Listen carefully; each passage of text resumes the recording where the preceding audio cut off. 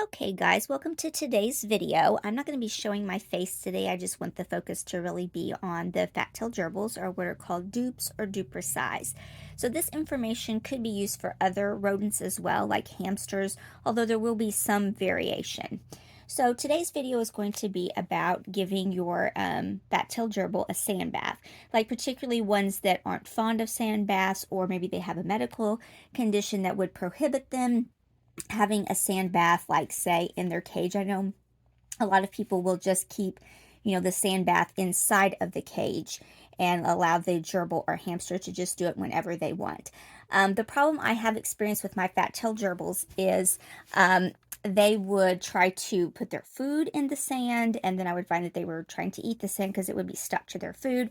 So as far as me, I choose to do the sand baths during my daily playtime with them so that I can kind of supervise and see what's going on. So first I'm going to talk about just some supplies. So you can use whatever you want for your sand bath. Now this is kind of full here, so what I would do is put that into this empty one, and then open the lid up and they would roll around in there. So this is one thing that works really good if you're going to like keep it in their cage. Be aware that they do kick sand everywhere, so you're going to have it in lots of spots of the cage. Another thing is just like this is a little child's play tub, like for a doll, so you can use just anything that they could roll around in, a dish that has some depth to it. So I'm going to show, that's just what people usually use in the cage. Now I'm going to show some other tools, and again, this is for ones that maybe don't really like the sand bath. You notice that they don't really utilize it. Or I do have a little guy who has a medical condition that has to do with his private parts. I'm not going to go into detail about that right now. I don't know what YouTube allows you to show and things. So, but just know that I do not let him do it unsupervised. Because the sand particles can get into his private area and have caused an abscess before. So I try to basically do the sand bath for him, and that's what I'm going to show you today. So I do have some different tools. This is a little doll's brush. This works really good for brushing their fur. I have a finer tooth comb or a soft toothbrush. Now you might want to find what just seems more comfortable for your gerbil or hamster, or I have used a combination of all these. Now mine, tends to do good with that. As far as fat-tailed gerbils go, they are best interacted with when you're trying to do this self sand bathing for them, when they're kind of asleep and you take them out of their cage. They are not like a hamster, and that they usually do not get angry with you for picking them up while they're sleeping if they are, tame and everything, and mine are very tame. So who I'm going to show today is Kauai. Kauai is 2 years and 4 months. He is doing very well for his age, and sometimes I don't show him on the videos because of the fact that he does not like to take sand baths on his own, and I do it for him, which still, doesn't work as good as probably if he rolled on his own and did it. But I'll have a lot of people comment, oh, his fur looks greasy, or he's wet, and that kind of thing. And so anyways, this is just how it is. So I'm going to get him and show you Kauai. So this is Kauai. As you can see, his fur looks a little greasy here. So what I will do is I will take some sand and I will just put it on his back and kind of rub it in.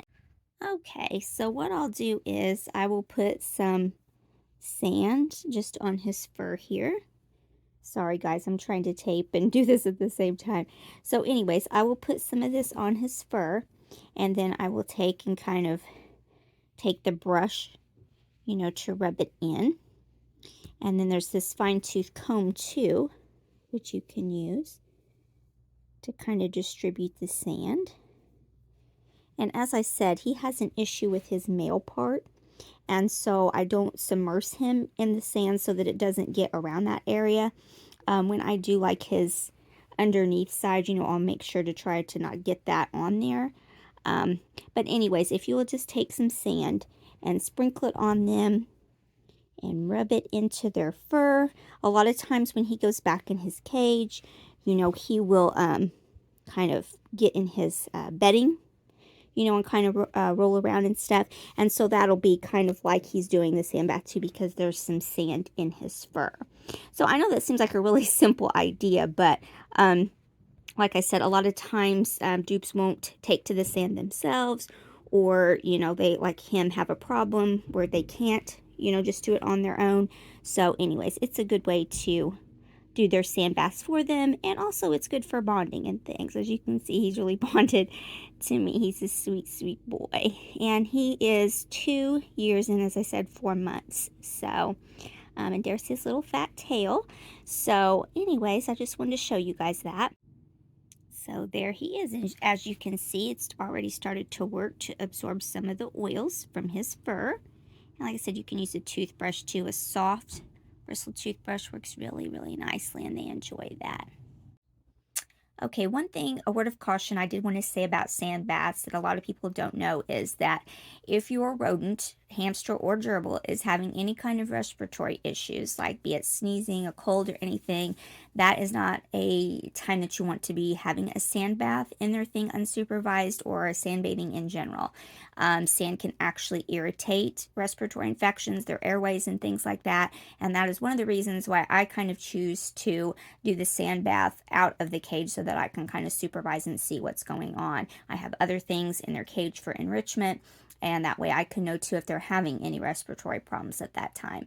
The sand that I use, I didn't mention this, I don't think, but I use the white Repti sand. Not all sand is safe, so be aware of that.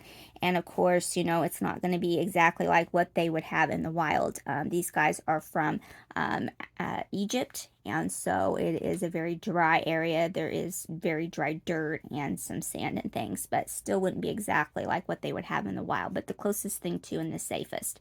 So one thing you can use though, to help with oils and things like that, if your hamster or gerbil is having some problems with respiratory problems, or you know, like the sand bath, you could keep this in their cage. In other words, you wouldn't have to supervise. So you can use the same kind of dish, you know, that you would to put sand in, whatever your choice is, and to put some hay in there. So this is Timothy hay, and I use the bigger pieces. You know, sometimes when you get to the bottom of a thing of hay, you know how it's like almost like dust on the bottom? Well, I don't use that. I only use when it's like the top stuff where it doesn't have that dust on it.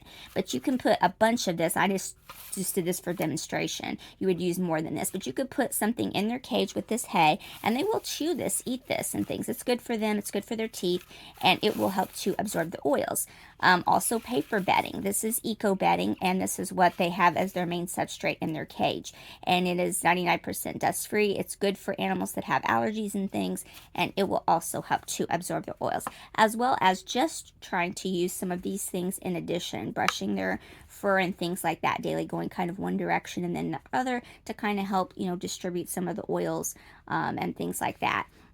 So anyways, I did learn this tip from the hay from a reputable breeder who has been breeding Duper for 30 years now, and so I feel like he is very much an expert and well educated in the care of them, because there isn't a lot of information on the internet, and what you find is not always correct. In fact, a lot of the time it's not going to be correct. So anyways, I just wanted to share that with you guys. So this could be something you could use with your hamster, you know, as well, if again they're not good with the sand bath. And another problem with sand bathing is that elderly rodents will tend to abandon the use of a you know, a sand bath, so their fur will look greasier and things like that. So that's why, you know, brushing them, or maybe doing a little bit of the rubbing into the sand like I showed, and then brushing it out for them, you know, can be helpful.